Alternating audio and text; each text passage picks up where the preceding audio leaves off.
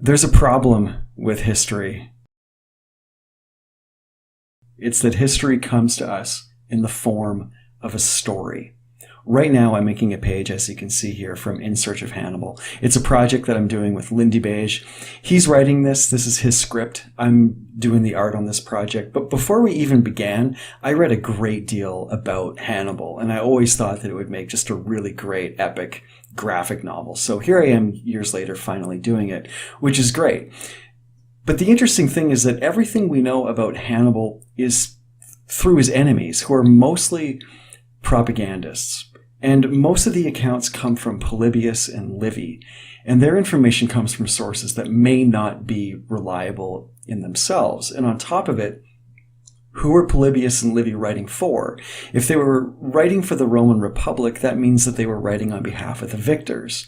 So history, in essence, as we all know, it's written by the victors.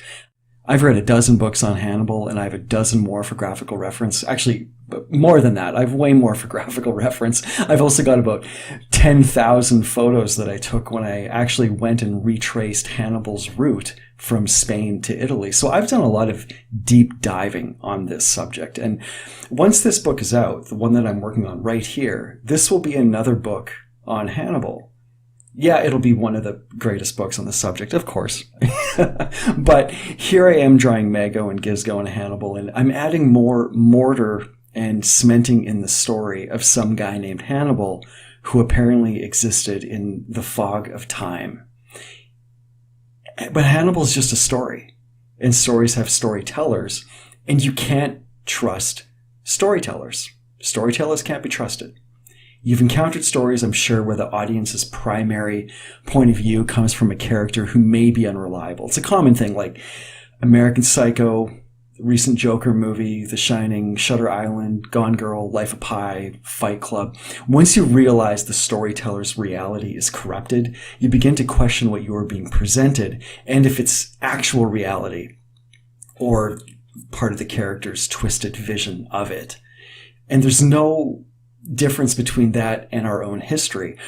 It's a construction based on a series of constantly unreliable narrators.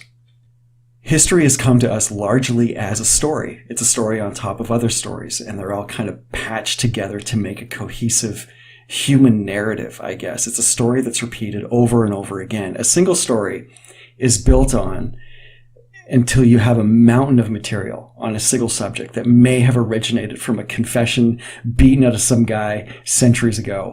Most of history is a copy of a copy of a copy. Consider who's doing the copying. And above all, history is written and rewritten by the victors, as I mentioned before. You can't trust sources when those sources come from the enemy. Think about how much Hollywood has crafted what you know about the past. Not only the past, but also what you're supposed to expect in your future. And when they control that narrative and the timeline, can you believe the timeline? It's a really brain-bending thing to think about. You know, was Orwell's 1984 not about the future, but what if it was actually about the past? What if it was something that did happen already? And what if our idea of, say, Ragnarok, what if that already happened? What if that was a past event or some sort of, you know, one person's interpretation of a past event that was built on and you know, reshaped and reformed until we have the story that we have now?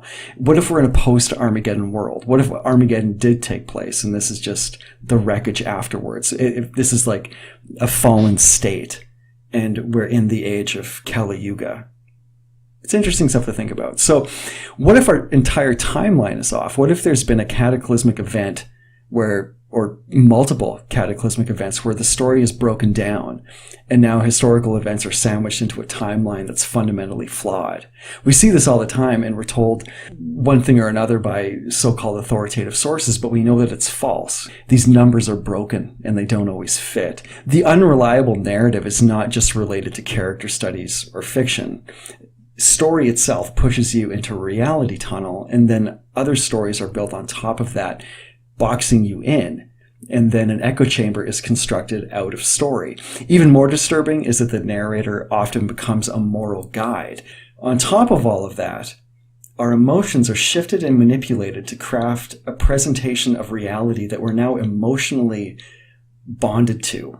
And once that bond is in place, we're reluctant to let it go, because that means letting go of a piece of yourself. We kind of become calcified and fixed on a concept because now it's emotional, because we have an emotional investment within the story, whatever that story is.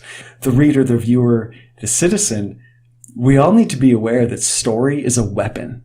And it's a really crazy thing to think that bards, storytellers, they shape the world and the future. Something to think about.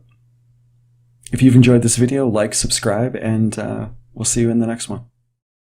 Never believe fully in anybody else's BS. I don't care if it's Roger Nish, the Pope, L. Ron Hubbard, Al Gore, George Bush, or I don't care who it is. Don't swallow all their belief system totally. Don't accept all of their bullshit, all their BS. The second rule is like unto the first. Don't believe totally in your own BS, which means that, as Bucky Fuller said, the universe consists of non-simultaneously apprehended events. Non-simultaneously.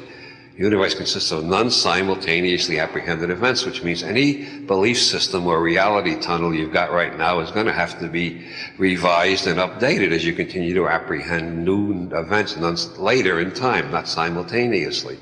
This is the natural functioning of the human brain. It's the way children's brains perform before they're wrecked by the school system. It's the way the minds of all great scientists and artists work. But once you have a belief system, everything that comes in either gets ignored if it doesn't fit the belief system, or it gets distorted enough so that it can fit into the belief system. You've got to be continually revising your map of the world.